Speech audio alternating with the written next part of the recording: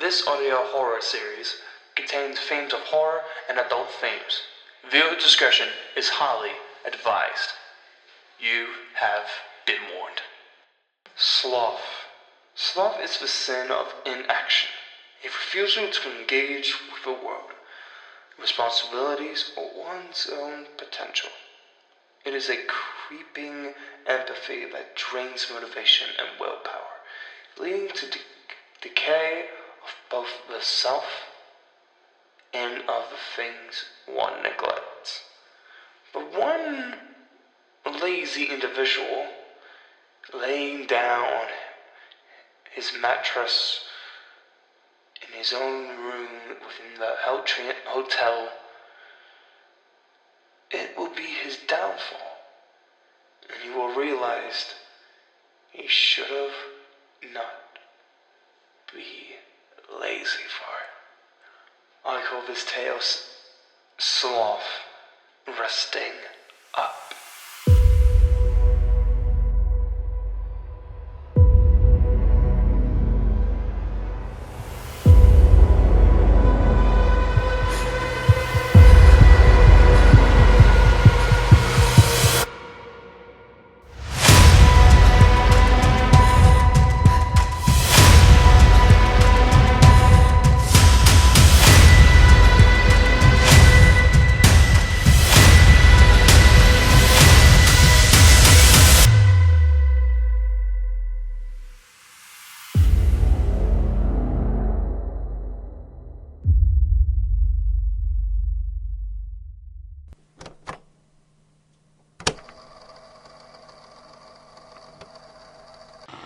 In the summer of 1974, James Miller checked into the Heltriant Hotel, a once luxurious hotel nestled within the city. It had seen better days, the golden wallpaper peeling the carpets, worn thin, but to James, it didn't matter. He wasn't there for luxury. He was there for isolation. A few days away from where he works, he told himself, and no interruptions, just peace and quiet, just rest. Room 303 was unremarkable. A queen-size bed with a faded floral comforter, a single armchair, and a television that buzzed faintly when turned on. The curtains were thick, heavy, and drawn.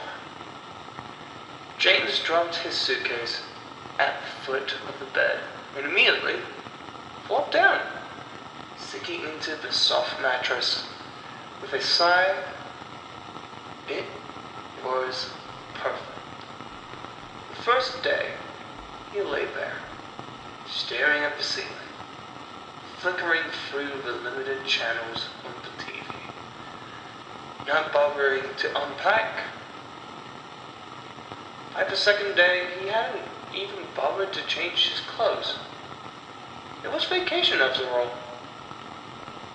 He earned some laziness. He could feel the weight of the mattress pulling him deeper, like it was hugging his body, cradling him in its warmth.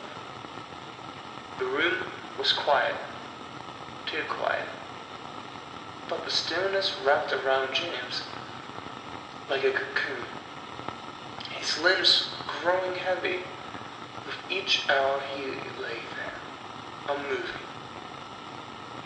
He thought about getting up, about going downstairs for some food, but the thought slipped away. He was too comfortable, too tired. By the third day, James noticed something strange.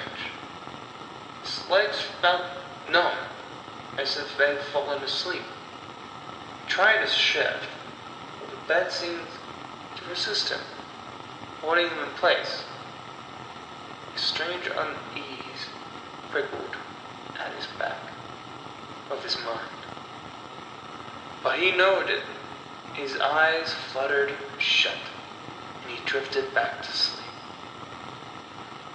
When he awoke, the sun was setting,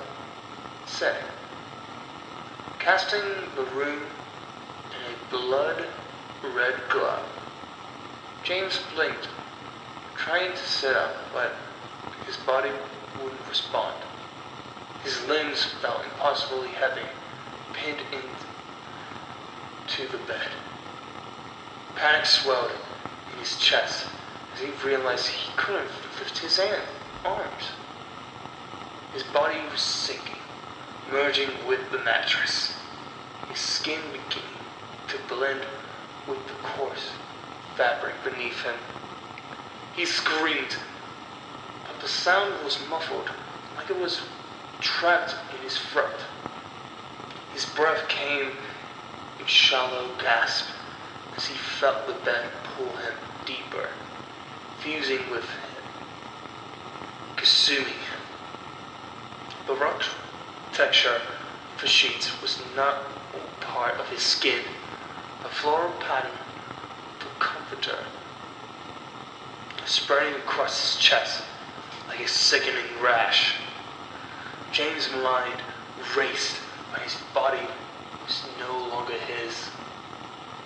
The mattress had claimed him, pulling him into its folds, soft and suffocating. His bones felt like they were dissolving into the padding, his muscles slackening as he melted further into the bed. He could feel the stuffing beneath him, known as something he was laying on. But as part of himself, his thoughts grew sluggish as he thought they too were being absorbed by the bed. The terror remained, but it was distant, muffled by the overwhelming sense of drowsiness that took. In those final moments of awareness, James realized the horrifying truth. He had become the bed. His laziness had rooted him here, bound him to this room. And now, he would lie in his bed forever, forgotten as another guest, in search of rest, would one day lie down upon him, never knowing what was beneath the surface. The door to room 303 stayed shut for weeks after.